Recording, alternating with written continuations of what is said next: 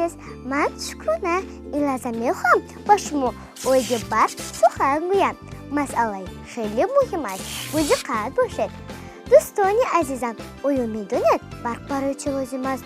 درست، برق برای روشنایی است. جریان الکتریکی برق برای حیاتی آسایشته امروز و فردای آدمیزاد خیلی نقش مهم را دارد.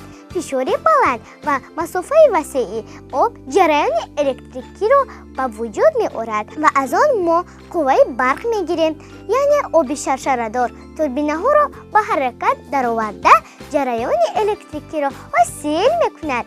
همسایگان عزیز، برق به خانه‌های ما روشنایی می‌دهد. در فصل سرما گرمی جهت فرا می‌کند. حیات ما را با تکنیک و تجهیزات الکتریکی آسایشته می‌گرداند.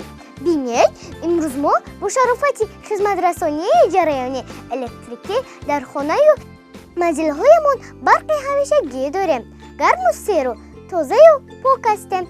همه آن تجهیزات‌هایی را که امروز ما برای حیات آسایشته استفاده می‌بریم محض با قوه برق است. به برق تکنولوژی نوین خدمت نخواهد رساند. همین طور نه، ببینید خوراک‌هایمان با برق تیار می‌شوند. لباس‌هایمان را تجهیزات‌های برقی می‌شوند. تلویزیون هم با قوه برق به کار می‌دارد. باز چند کارهای هر روزمان را با خدمت رسانی جریان الکتریکی انجام می‌دهیم. بنابراین ثمرانok استفاده بردن نیروی برق و پرداخت سری وقتی مبلغ برق استفاده شده نشانه فرهنگی بلند و مسئولیت شهروندی هر یک ساکن مملکت است. استفاده مقصدناک نیروی برق که امروز یکی از مسائل مهم استراتژی دولت به حساب می‌رود. از هر کدام ما شهروندان مناسبت جدی و غمخوارانه را طلب می‌کند.